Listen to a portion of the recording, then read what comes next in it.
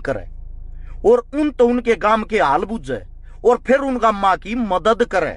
उन गामा में रोड बनवाना है, सड़क बनवानी है, कॉलेज बनवाना है, स्कूल बनवाना है, नाले बनवाने हैं, नाली बनवानी है, उसी हिसाब का विकास कर सके। अच्छा, फिर उसके बाद बनाया जाता एमपी। जो एमपी बनाया जाता वो बनाया 10 कम से कम 10 विधानसभा के ऊपर, यानी कि 10 के 10 विधायक आते एमपी बात करे, एमपी पूछा भाई के वो है। फिर जो एमपी होते हैं वो इकट्ठे होकर चुनते हैं प्रधानमंत्री। विधानसभा के जो विधायक होते हुए इकट्ठे होकर चुने मुख्यमंत्री। इस हिसाब से यह कैटेगरी बनाई थी, ऊपर तक नीचे थी, न्यू वोट गिराएंगे, न्यू मदद होगी। समस्या कड़ागी सरपंच जो गांव का बनाओगे, सरपंच सबसे पहले विकास करने लग गया अपने घर का, अपनी ऐसी तैसी कराएगी, जितना रुपया गांव के नाम का हो उसमें का 60% तक लाए खा जाए, 40% रिश्वता में लाग जा के गांव में लाग जा। फिर पार्षद सेम कंडीशन, फिर विधायक सेम कंडीशन, यानी कि बाढ़ में जाए दुनिया, बाढ़ में जाए जनता, अपना काम बनता। सब ने अपनी जेब भरी, सब ने वो जेब भरने के चक्कर में विकास करना सब भूल गए। लेकिन उससे भी बड़े मूर्ख वे लोग हैं जो इस चक्रव्यूह में कैसे फंसे हुए हैं। विधायक 2-4 हजार करोड़ रुपए कमाता है, जब चुनाव आता 100 करोड़ रुपए भगा दिए अपने गुर्गिया में, जो के बाहुबली दबंग आदमी है, उन रुपये दे दे, जाओ मेरे लिए बोट खरीद के लाओ। कितनी दारू चाहिए जी, दारू के 5 ट्रक तरवा दो, ले 5 ट्रक तरवा दिए, बांट दो। उनके चक्कर में वो गंदा आदमी जो आप लोगों को पहली बार लूट के लेके गया, दोबारा से फिर विधायक बन जाता है। और विधायक बन के विकास कहां करते हैं, वे जाते हैं थाईलैंड मसाज कराने के लिए। कोई मतलब नहीं उनको विधानसभा से, गांव से, जमीन से, देहात से, जिलों से। बक्के जाओ आप गाड़, 5 साल आपको दिखाई नहीं देंगे। मात्र जब 2 महीने रहते हैं, दोबारा से आते हैं चुनाव के टाइम, पोस्टर छपवा के नेताजी फिरता आगे थारा विकास करने। अंदाजा लगा लेते हैं, पहली बार 10 करोड़ लाई, की बार 15 लगेंगे, 15 करोड़ रुपए फिर लगा देते हैं, 5 करोड़ में टिकट खरीद लिया हुए हैं, 15 करोड़ में हल्के न खरीद ले, दोबारा फिर बन जा। जब जो इतने रुपये लाने लग रहा है, वो थारा विकास कैसे कर देगा? थारी बहन बेटी, थारे बच्चे, थारे काका ताऊ क्यों को आगे बढ़ जाएंगे? जब तक अच्छी सुख सुविधाएं नहीं होंगी समाज के लिए, समाज कैसे आगे बढ़ेगा? शिक्षा का तो मैटर खत्म कर दिया बीजेपी ने, तो इतना खत्म कर दिया। बीजेपी तो सिर्फ एक बात कहती है, बीजेपी तेन कह देना जी शिक्षा, वहां मुसलमान मंदिर तोड़ रहे हैं, मूर्ख है तू, शिक्षा में बढ़ रहा, जाकर देख हिंदू धर्म खतरे में है। इस देश के हर एक मुख्यमंत्री का बायोडाटा निकालोगे, हर एक मुख्यमंत्री हिंदू है। इस देश का जितने भी सेंटर में जो मंत्री हैं 95% हिंदू हैं। इस देश का जो राजा है वो अपने आप को ये बताने लग रहा मैं हिंदू हूं। जब सब कुछ हिंदू है, सभी जगह हिंदू राज है, तो फिर हिंदू ही खतरे में कैसे है? इतनी मोटी आंखें आप कैसे बंद कर रहे हो? एक बात देखो, जब आप लोगों का मुख्यमंत्री हिंदू, प्रधानमंत्री हिंदू, राष्ट्रपति हिंदू, मंत्री हिंदू, फिर कहां कसर रहेगी भाई? फिर कौन सी आजादी चाहो, कौन सी वह जगह रहेगी जहां आप ये नारे लगाने लग रहे हो कि हिंदू तो खतरे में है? खतरे में हिंदू तो नहीं, खतरे में इन लोगों की कुर्सियां हैं। उन कुर्सियों को बचाने के लिए आप लोगों को धकेल दिया जाता है इस रास्ते पे।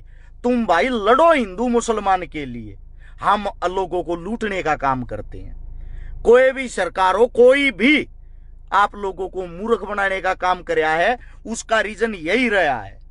पहला कांग्रेस को किसने चलाया? जो अंग्रेजों के पिट्ठू थे। बीजेपी की पार नहीं बसाई, दाल नहीं गली। ये बीजेपी की जब पार बसाएगी, हिंदुत्व का ये नया एजेंडा लेकर आए, इन्होंने कांग्रेस की खाट खड़ी कर दी। लेकिन नाम जनता का कौन सा भला हुआ है वो बता दो मने। राजस्थान इतना बड़ा है क्षेत्रफल के हिसाब से, पूरे विश्व के अगर 20 देश छोड़ दो, बाकी सारे के सारे देश राजस्थान से छोटे हैं। अगर अकेले राजस्थान के अंदर पानी की व्यवस्था हो, वहां का किसान वैसे भी मालामाल हो जाएगा। इतनी जमीन है, किसानों का भला करने का किसी ने नहीं सोचा। एक चंद्रशेखर जी प्रधानमंत्री बने थे 1991-92 के दौरान कुछ टाइम के लिए। कैमरे के सामने बोली थी उसने एक बात, बड़े बड़े नारे लगाता था, मैं आ गया तो किसानों के लिए ये कर दूंगा वो कर दूंगा।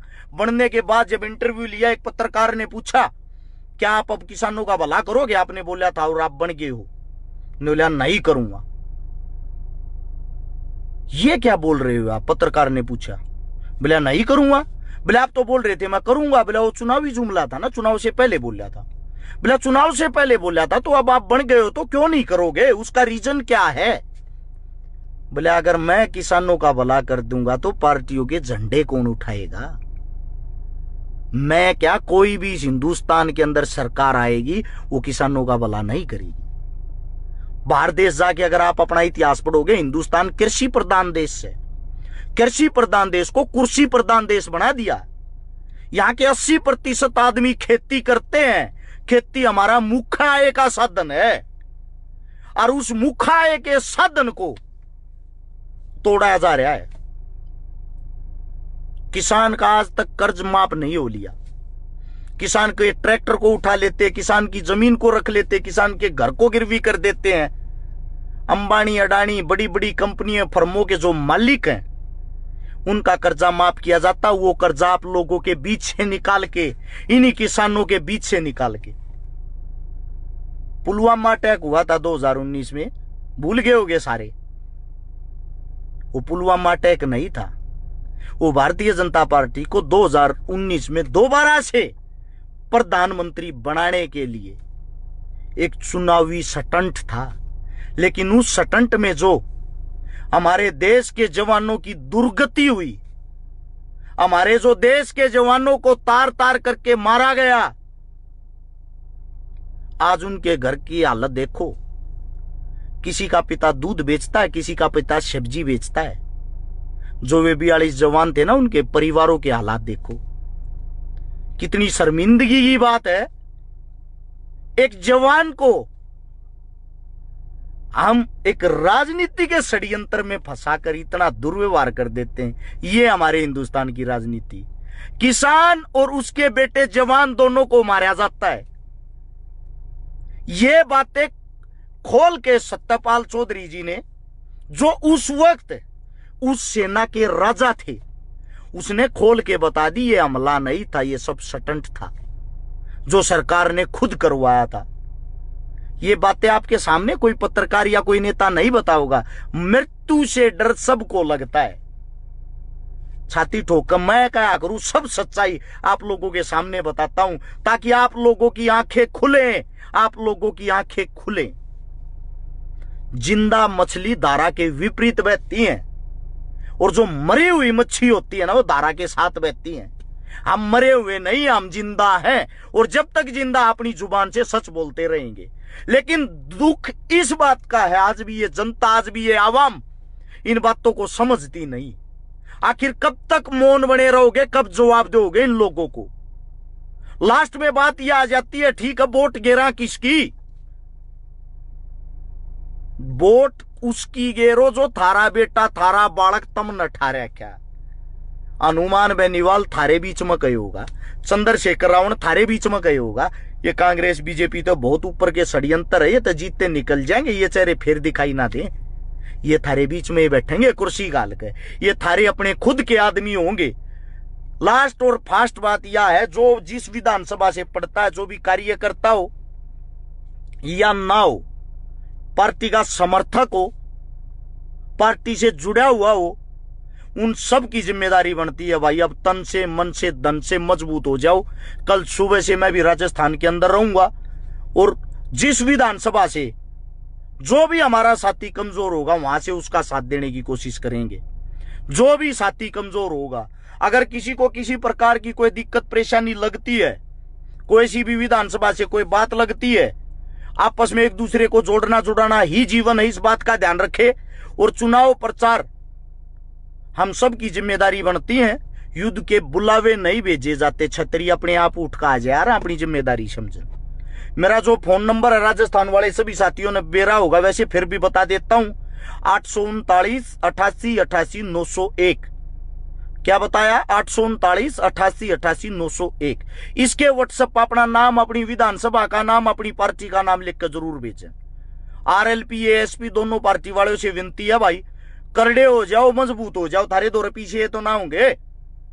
बाकी लड़ने के लिए जज्बा तो होगा, एक पैसे से सब कुछ नहीं होता। आप सभी साथियों से इतना ही कहूंगा, टीवी पर चली हुई न्यूज़ों पर अपना दिमाग खराब ना करो, उन मत देखो, वो सब एक षड्यंत्र है। हरियाणा में भी न्यूज चले आती है अब की बार बीजेपी 75 पार। उस न्यूज के कारण ये 30 32 35 सीट ले गए थे ना, इनकी याडा दुकानदारी बंद हो गई थी।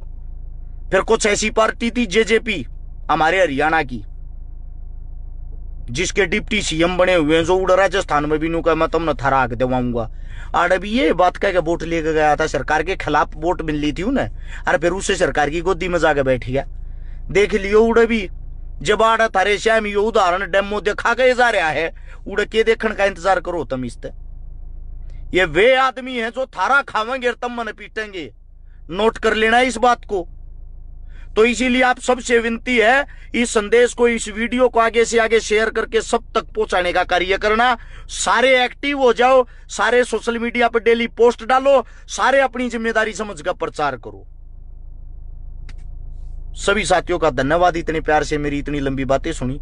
सभी को जितने साथी राम राम, जय हिंद, जय भीम, जय भारत, जय संविधान।